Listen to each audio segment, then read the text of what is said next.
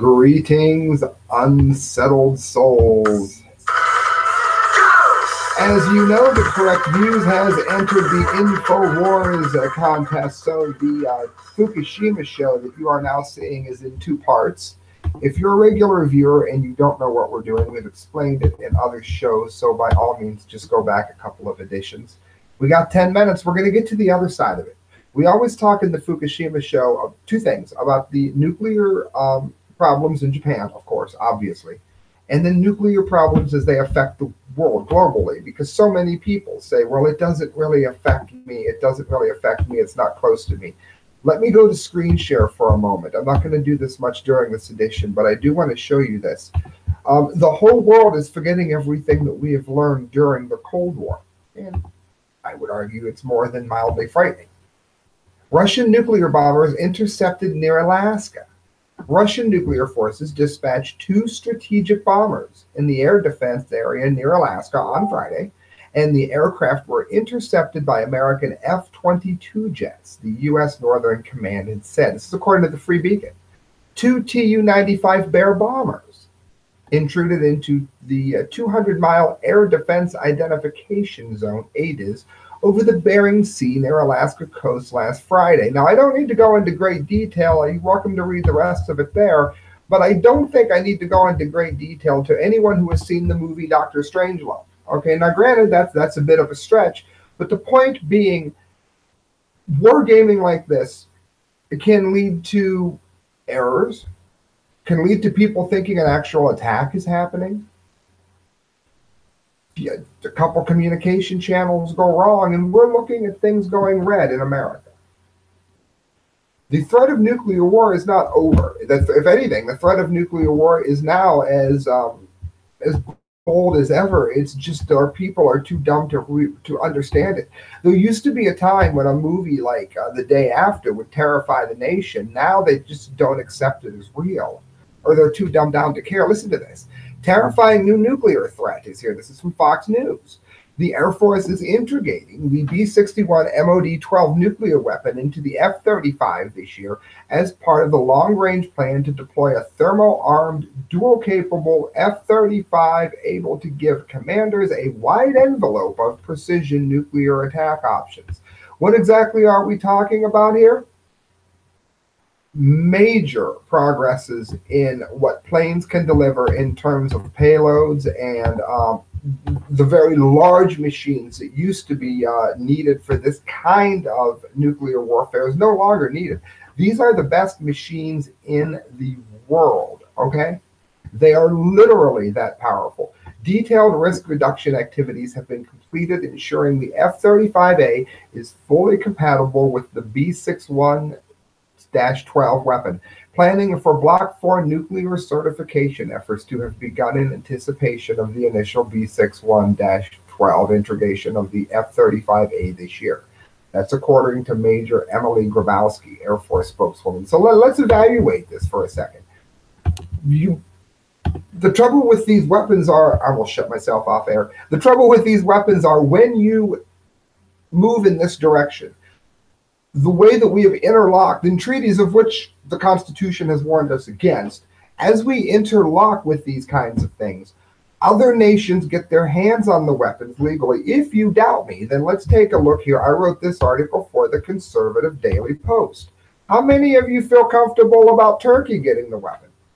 Or actually, it's for Teddy Stick. I'm sorry. I write for both. Turkey's plans to see the F-35 fighter delivered about to be shot down. They're going to give this to them.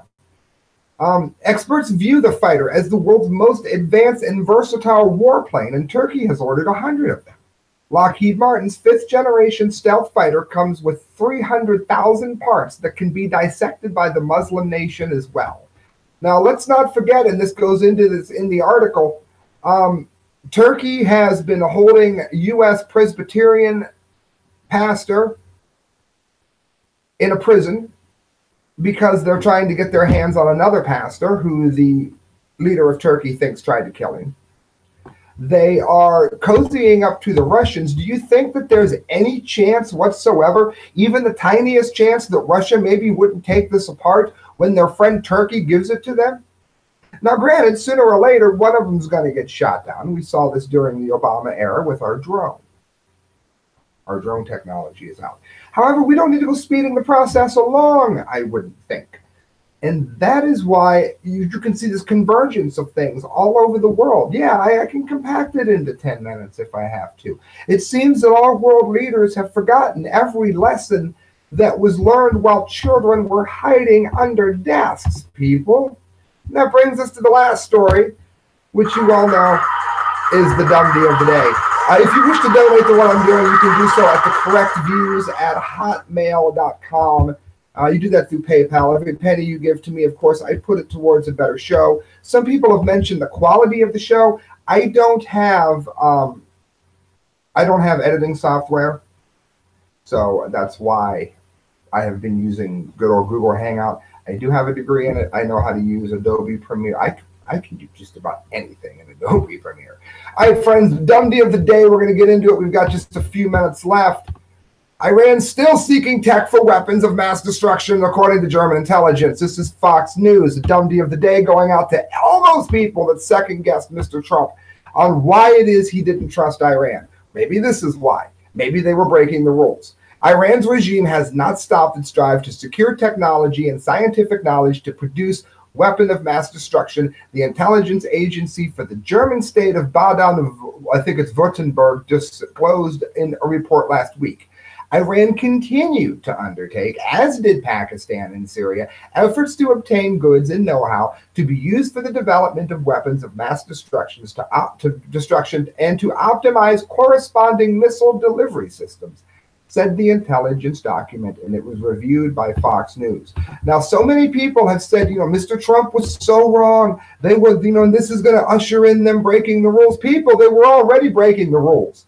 The intelligence agency, the State Office for the Protection of the Constitution, monitors threats to Germany's democratic constitutional order and is the equivalent of the FBI, operating on a state level. The counter-espionage officials wrote that Iran's illicit activities in Germany are concentrated in the classic sectors of espionage, politics, the economy, science, the military, and armaments industry. You read the rest of the article for yourself at Fox News, friends, but let me go ahead and give you the rundown of what this is, what the whole show is, but particularly this last story.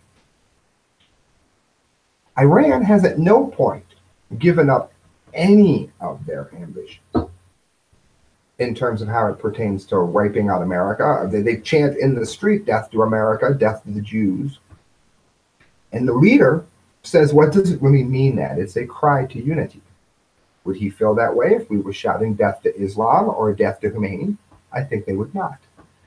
Iran has been pursuing this openly. Why would we allow them? Plus, they're trying to build a nuclear power plant at Bashir on an active fault zone. And those of you that followed part one of this in Fukushima know exactly what that caused.